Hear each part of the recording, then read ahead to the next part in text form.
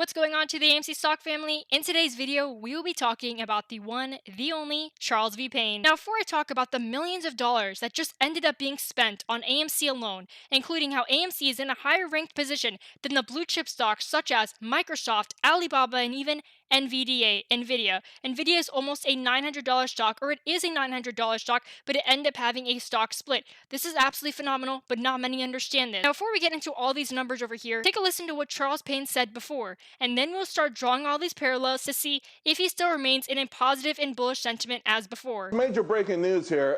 Two of the apes' favorite stocks are absolutely on fire. Just had a great conversation with Katie Stockton about technicals. The 50-day moving average, GameStop up 22%, piercing its 50-day moving average, picking up momentum. Right now, AMC up 16%, right at its 50-day moving average. A continued move from here certainly could mean a lot more momentum. Wow, two big moves. And you know what? I got to tell you, it fits perfectly with what's been a great day for Best Buy. And this is a cautionary tale, but everyone, I want you to listen to this because it crushed Wall Street consensus. They reported they offered more robust guidance than anyone expected. This company, by the way, continues to confound the experts, and I think it is a great example that so-called smart money, well, let's just face it, they don't know everything, right? Remember when everyone said that this company was only a showroom, it was doomed, it was going to go out of business? I want you to check out this article from Reuters. It's January 20th, 2014. Headline, Insights, short set to pounce as stocks seem pricey.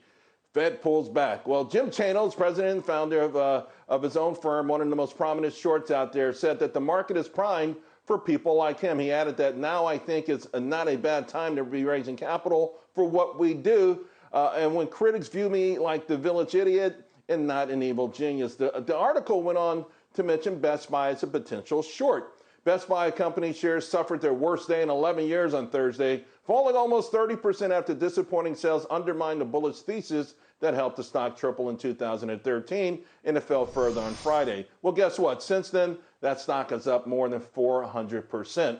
Remember, in January this year, the world learned of the power and growing sophistication of a new breed of individual investor using resources that were only available to the industry. They've learned to educate themselves, and they've learned to articulate what they've learned with others. They have flipped the script on the hedge funds, and well, remember the hedge funds, they were always able just to beat stocks that were abandoned to smithereens. There was never any opposition. I happened to be riding shotgun when all of this was going on. In fact, I didn't even know the power or the smarts that were evolving on the Reddit platform and other platforms. I just happened to have been involved in short squeezes on and off for the past 30 years. And it was clear to me that the shorts were being hit by a brand new, more powerful force. I had a number of high-risk positions in my own portfolio. They did extraordinarily well. I shared ideas with my paid subscribers. Many of those went parabolic. Now here's the deal, folks. Short squeezes go way back, and just as far as shorting goes back. One of the most famous was in 1923, Piggly Wiggly. And I think, by the way, this serves as a cautionary tale on how the system always takes the side of institutions. Their founder, a guy named Clarence Saunders, he took the company public, and then the shorts pounced, right? Well, this guy, he was a fighter, right? And he fought back. He enlisted famed trader Jesse Livermore. And guess what? It was the ultimate short squeeze. The stock rocketed higher, but then Livermore moved on, and the NYSE changed the rules to save the shorts. That's right. Some things never change.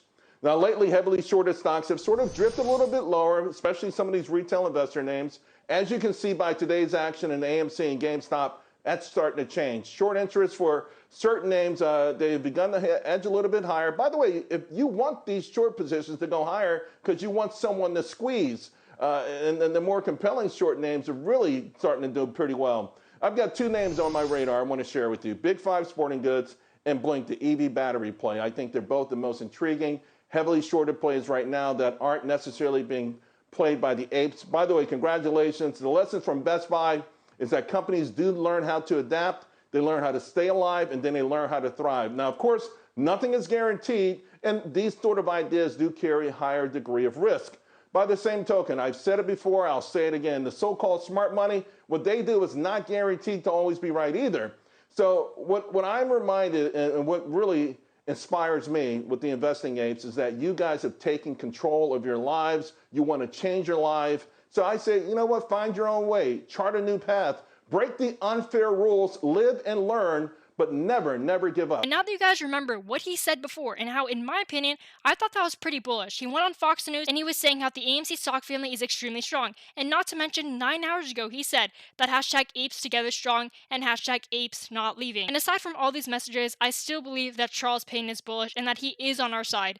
Now let's talk about the data and the numbers. Now over here, we have a lot of positions. One of them is Apple. The other one in the second place is AMD. Apple recently had a purchase of $362.71 million spent just by retail purchases. However, AMD is ranked second, continuing on the list.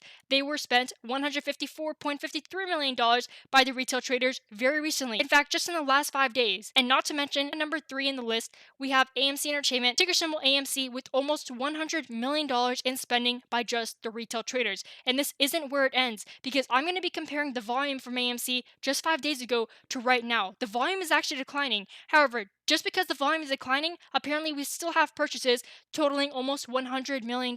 This is absolutely phenomenal, and this is what we need. If we are continuously increasing in share price even when the volume is down, that reaffirms my conviction, and that makes me even more bullish on this position. And not to mention, we are above more blue chip stocks. As I stated, Microsoft coming in at just below that $90 million threshold, and not to mention Alibaba at $83.42 million spent by the retail traders within the last 5 days. And as I mentioned earlier, Nvidia and Intel, Nvidia with $54.49 million spent within the last 5 days just by retail. You compare that to AMC, which had almost double that. Again, I'm going to say this one more time. I'm extremely bullish. Let me know in the comment section if you are. That is not to say, though, that everyone is bullish on AMC. In fact, take a listen to what Jim Cramer just said recently about AMC, and let me know if you agree with the September sell-off that he thinks will happen.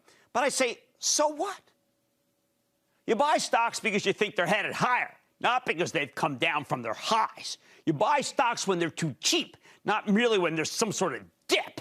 A dip is not a reason to buy in itself, even as dips have been buying opportunities.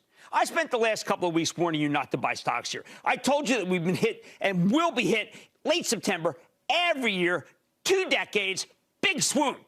Yet I think there are lots of people who've forgotten that stocks can still go down and stay down. It's just dawning on them that you can lose big bucks in stocks. Others just got into the market recently, so they've never seen a sell-off happen. They feel betrayed. They want stocks to go back up because it's their right.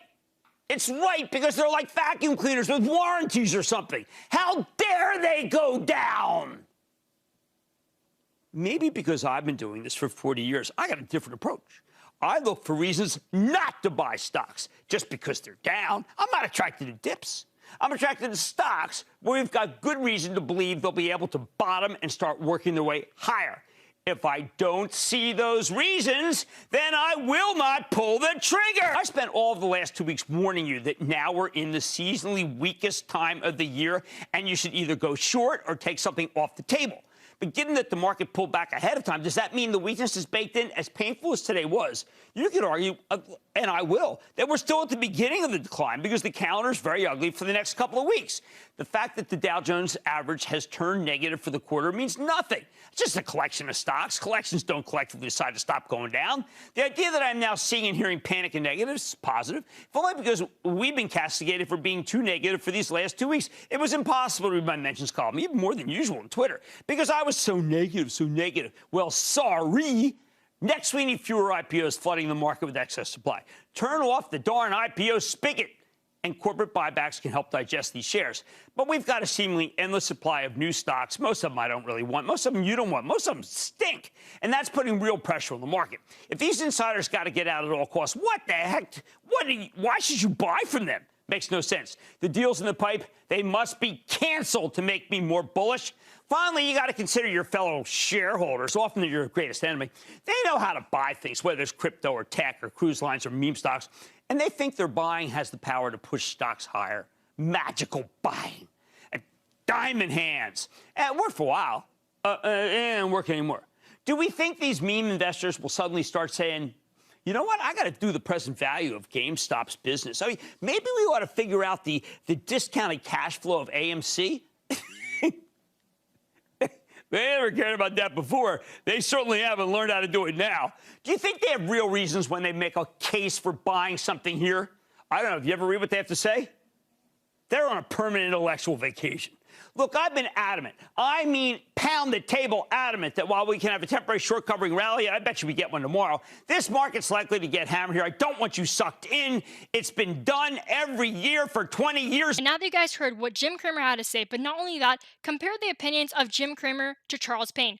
Which one is more bullish and which one has been accurate so far? Well, so far, AMC, ever since Charles Payne has been talking about AMC, the price action of AMC has been relatively trending up. Now, I know that within the last few weeks and within the last few days, we have been trending down, but during the time that Charles Payne talked about AMC, the price rose up. Now, Jim Cramer, yes, he was right, but the timing of when he said it was when the stock actually decided to have a temporary bottom on the chart. Now, what does this mean? Does this mean that Jim Cramer could be right in the future? Absolutely. But thus far, in the previous closing, we had a closing price of $40 a share, and in just the after-hour price, and in just the after-hour time zone, we are at almost $41 a share. Now, this is not to say that AMC is also ranked third in the group, and we are comparing this, yes, to the one and only Netflix. And not only that, this is what I wanted to talk about. This speaks to a lot of volume. And so to understand this, this will build your conviction. And in my opinion, this right here is a reiteration that AMC is going to be one of those long-term plays that I just continue to dollar cost average in even higher than my initial position because there's simply too much opportunity. Take a look at this. 40.8 million shares traded in one day. But need not to say that this is a volume percentage change